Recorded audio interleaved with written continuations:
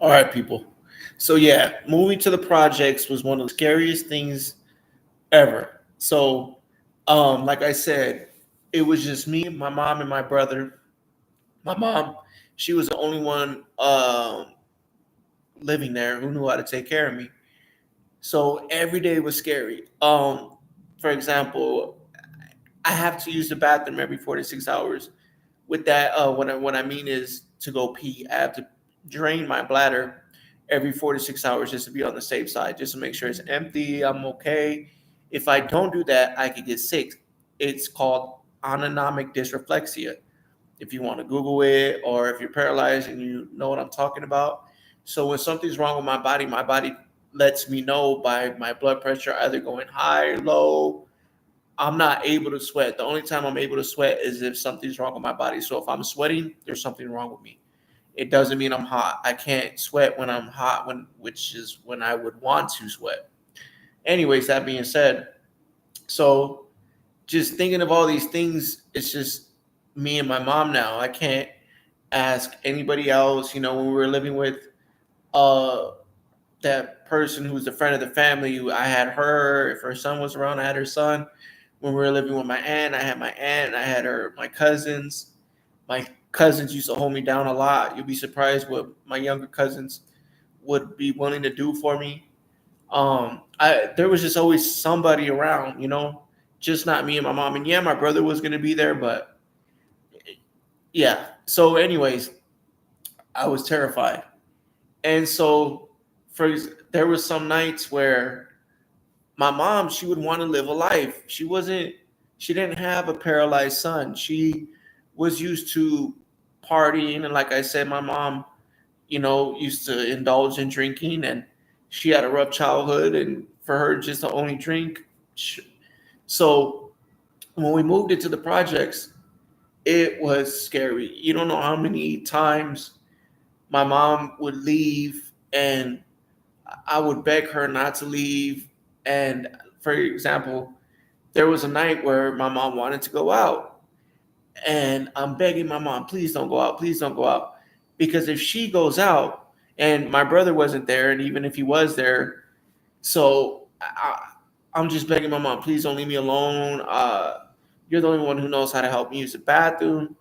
I was fearful of her not coming back. If she didn't come back, God only knows what's going to happen to me because I have to use the bathroom every so often. And if you don't use the bathroom and your body does get, if you're a quad and you do get autonomic dysreflexia, if you don't help that situation, so if I had to pee and I don't pee, then my blood pressure continues to rise and rise and rise. And it could only get so high. So if you don't help a person, and it will take probably a little while for it to happen, but it could still happen. So if you don't use the bathroom in time and you're a quadriplegic and you have autonomic dysreflexia, you you could go into cardiac arrest. I never have, and God protect me, but I don't want to know what that's like. So on the nights where my mom would want to go out, I would beg her, please don't go out, please don't go out. And she would go out still, and she wanted to live life. Who knows what that's like, not being able to do whatever you want whenever you want, and then all of a sudden having this grown boy you have to take care of. And I'll never forget, like one of the nights she went out, I remember being in my manual chair and just opening. I remember I was able to get my front door open, and I was just staring out the screen door, just wishing and praying and hoping she would pull up, or somebody like my cousin will miraculously just pop up. And I did have access to the phone, but I didn't want to call nobody. I didn't want to bother nobody. I didn't want to get my mom in trouble. I didn't want my mom to to find out that I called somebody and then yell at her or talk to her, and then me have my mom mad at me, and then I'll be afraid of, because sometimes I'll be afraid to ask her to help me use the bathroom because she'll get frustrated. Like, she'll, oh, you got to use it again. And because of that, I would be, like, oh man, is she going to be in a mood? And then I would have to use the bathroom every 46 hours. So that means at night too. So my mom didn't really have a full night's rest if when I was home, you know. And I can only imagine how frustrating that is. You know, you're finally getting to sleep or you're in a deep sleep and then you just hear somebody, I gotta pee, you know. So she'll get frustrated, you know. And I do not blame her. I do not I'm so glad, I'm gonna keep saying this. My mom did not put me in no nursing home. My mom did not give up on me. My mom did her best. And for that, I love my mom to death. Thank you so much, mom. You are my rock. You are my angel. Always. So, people, I know I'm telling these stories, but don't ever think anything different. My mother is everything to me. And without her, I wouldn't be here. So, thank you, mom. So, anyways, back to my story. So, it was rough, very rough at first, and none of my friends knew how to take care of me, and I'm gonna get into that later on because when my friends, and like I said, and that's another thing, I was always worried if they would even come around because my mom asked me, "Do you think your friends will come around? Because it's different. Do you think they'll be embarrassed to be around you, or if they do come around you, will they be willing to help you the way you needed to be helped?" And I did not know. I did not know truly, and I haven't seen any of my friends. A couple of the grown guys came to see me once or twice while I was in the hospital, but that's it. And that's another thing. That's how you know that family is everything. Or if you do have friends that come and check on you, oh my gosh, power to them. And like I said, when I was first injured, my friends were too young to come. They would have to come with their parents if they were able to come. So, anyways, so yeah, it was very rough living in the projects at first with just me and my mom. Um, and and then when her and my brother, he was, I could only imagine what he was going through. He has a brother that's in a chair, a mom who drinks a lot. He's living in the projects with all these guys that are, he doesn't know if he could talk with them, be around them. So, and it was probably hard for him too. So him and my mom, and he didn't like that my mom drank. I didn't either. I could deal with it, but when my mom got overly intoxicated, it was a lot. You don't know how many times my mom would, and then because I smoked, she would smoke too. And oh my gosh, when my mom would get high and would be drinking at the same time, she would be blasting music loud. And that's another thing. She always blasted music. And it was semi traumatizing. For example, I remember being a kid, and this is before my accident. So, and where we lived in the harbor back home, uh, my room was close to where she would hang out at. She loved sitting in the kitchen, and just keeping the radio on blast. And I would be trying to sleep. I have school in the morning, and then I was terrified of my mom. My brother wasn't, I don't think. I mean, he showed, I feel like he wasn't. There would be times where when she would have to work, my mom was a single mother, until my accident. And she was working, and when she would work, she would have to leave us to go to work. My mom did her best. She was very prideful and stubborn. So she didn't want to ask people to watch us. And sometimes she did, but most times she didn't want to ask people. She just wanted to be independent. And we were grown enough. We knew better. We weren't babies. We knew how to take care of ourselves. It's not like when she left, we were, oh my God, what do we do? I don't know what to do. No, my mom left. We knew what to do. We had the food in the pantry. We had the food in the cabinets. We had the food in the fridge. We had microwavable food. If my mom was a cook, a good cook. So most likely we had food on the stove. We just heat it up, throw it in the bowl. We were good to go. So, and like I said already, my mom raised us. I don't know why. My mom always thought she was going to pass away. Well, she did pass away young, but she used to tell us, I'm going to die when you guys are young. I'm going to die when you guys are young. So I always thought she meant like kids. So everything she would try to teach us, I would want to learn. So like I already said, I knew how to clean, and we knew how to do everything except cook.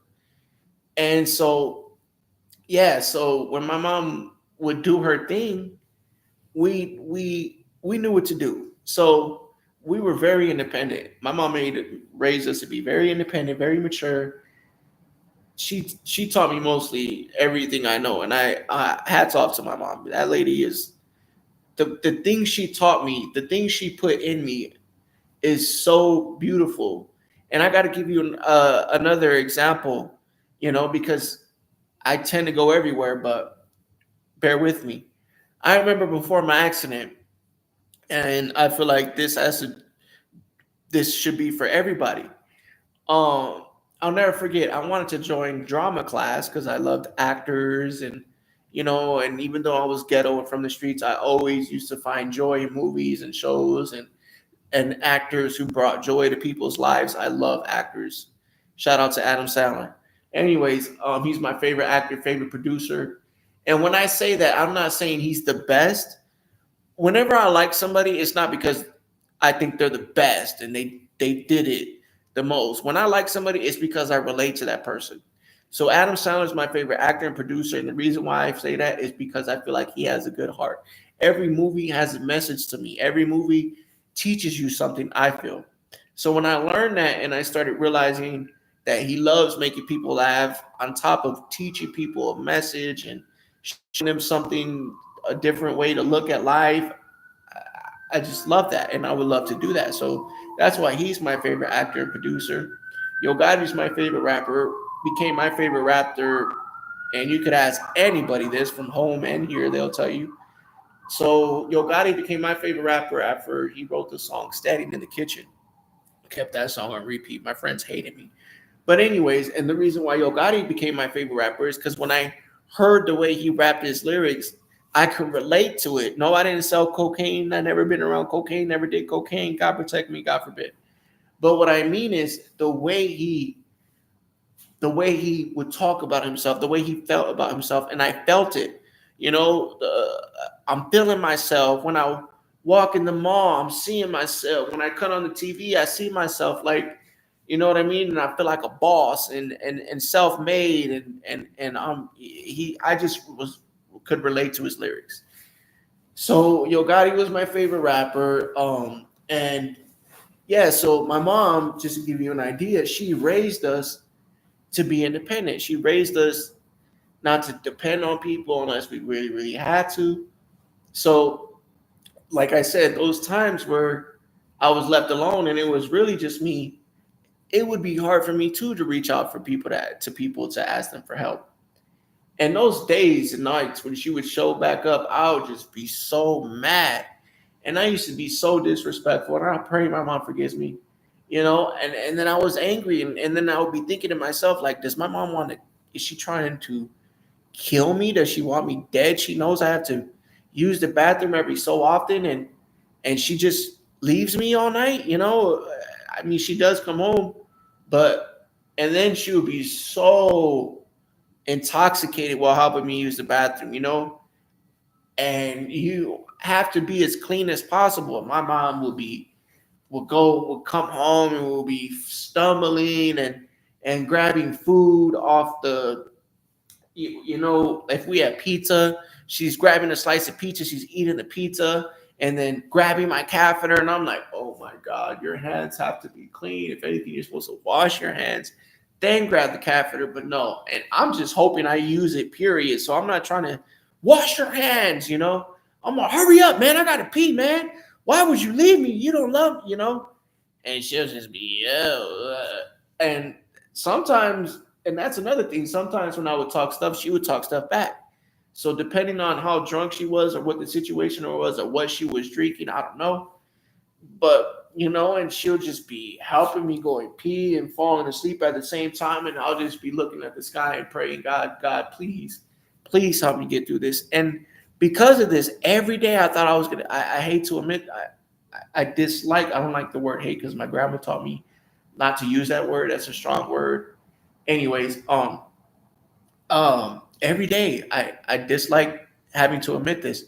Every day I truly thought I wasn't gonna I wasn't gonna make it. Every day I thought, you're gonna die.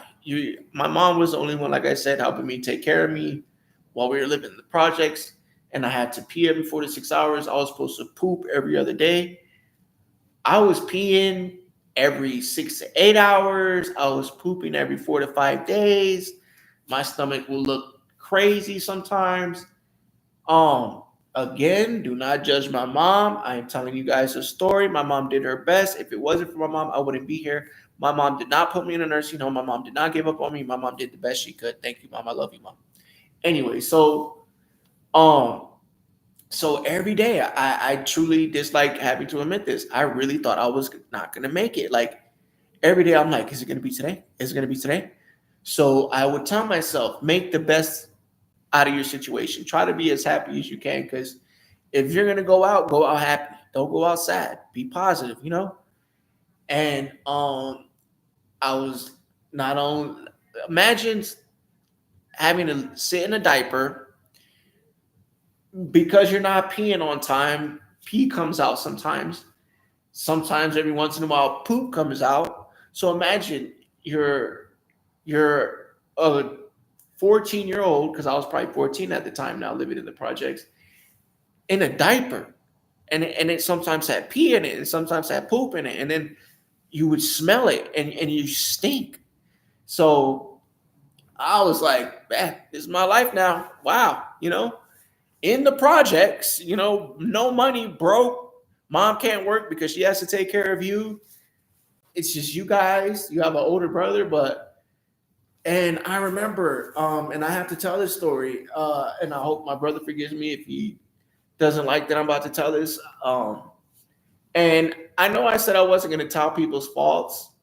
Um, and the reason why I hope people don't think I'm throwing my mom under the bus, but my mom always told me to write a book. My mom always believed in me. And so anyways, I forgot where I was going. My mind be everywhere. So the reason why my mom always believed in me, my mom always told me I could do whatever I put my mind to. And the first example, like I said, when we were living in Alder Street before my accident, I'll never forget. I wanted to join drama class, and I'll finish with this story and then get back to it. I'll never forget. Before my accident, they were having drama class, and I remember I would wanted to join drama class because I thought actors were cool, and I lose my train of thought. That's why, bear with me, people. Anyways, so, and that's why I'm telling this story on YouTube, because I wanted to write a book, but every time I start writing, I forget what I wrote. So better to rewatch my videos like, okay, you talked about that. Anyway, so, and then I want to just go off the top of the dome so you guys know I'm not making anything up. I don't want to make anything up, and I want to tell my story as 100% true as possible without throwing people under the bus.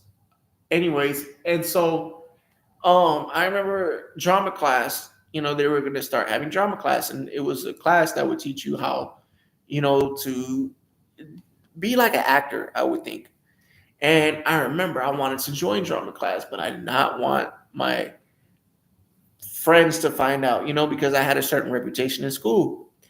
And a lot of people respected me. Some people feared me. I didn't want to lose that. Somebody told me, man, if you join drama class, people are going to think you're gay, or soft, or, I don't know. So I remember I came home, and I remember I asked my mom, I was like, man, mom, they got drama class and I want to join drama class, but I don't want people to look at me a certain way.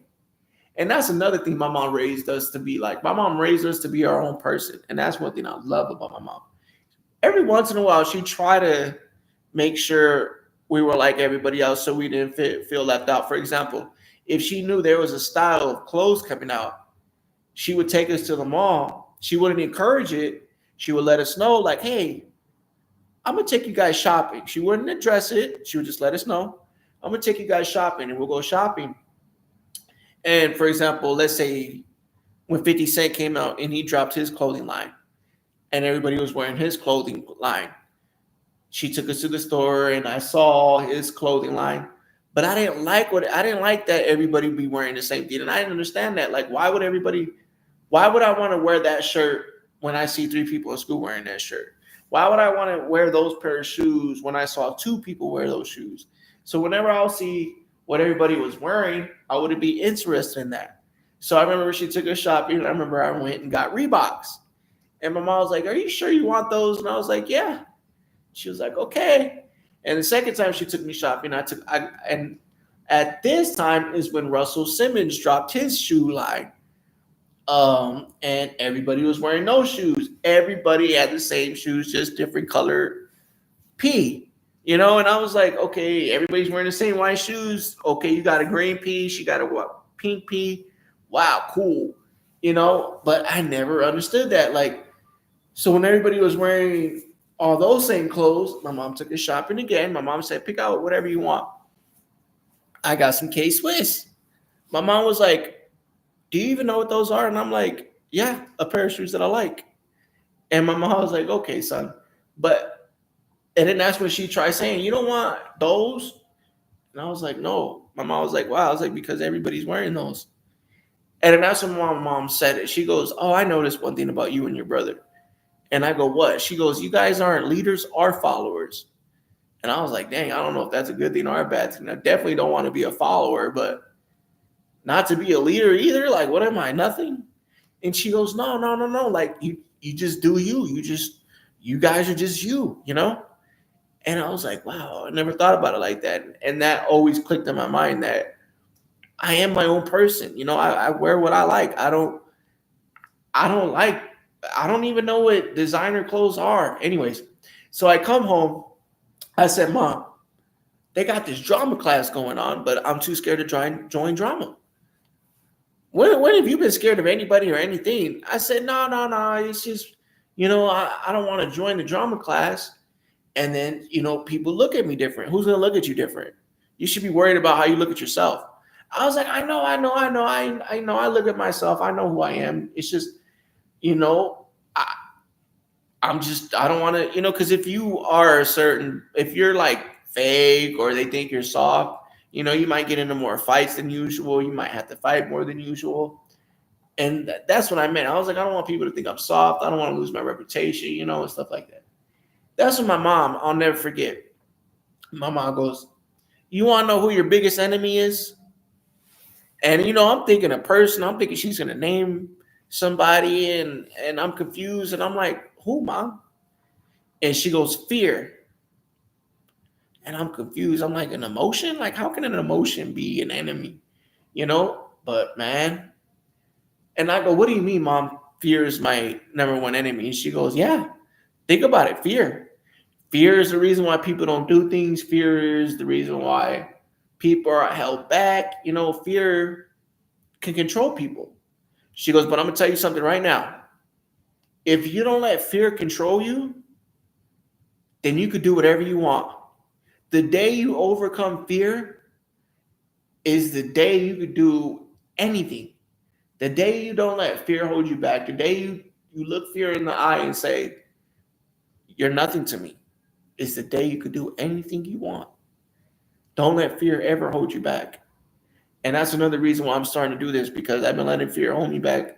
I still let it hold me back with some things. I used to be a very super positive, happy person. And I will get back to that. So please like, share, comment. Like I said, I'm doing this because I feel like my story is very deep. I remember I told my story to a lot of people, and everybody I told my story to was like, you got to write a book. Oh my God, you got to write a book. And I don't know how many other people told me I'm selfish for keeping my story to myself because they think I can help people. So like I said, I'm just telling my story because I feel like it's deep. And again, if you feel like I can help you, please reach out to me if you know me. If you feel like I help somebody you know, either paralyzed, either ex-gang member, whatever the situation is, it doesn't have to necessarily be anything related to that. Like it could just be, hey man, look at this guy. You know what I mean? Like, let's go talk to this guy. Why is this guy didn't give up? Why was he able to? And I ain't even do anything big. I was just able to move from the ghetto out. So I'm just, I don't know. But like I said, my goal is to help anybody, somebody, a lot of people, You know, I just want to help somebody because a lot of people have helped me. And yeah, so if I could do that, and I pray God is with me during this journey.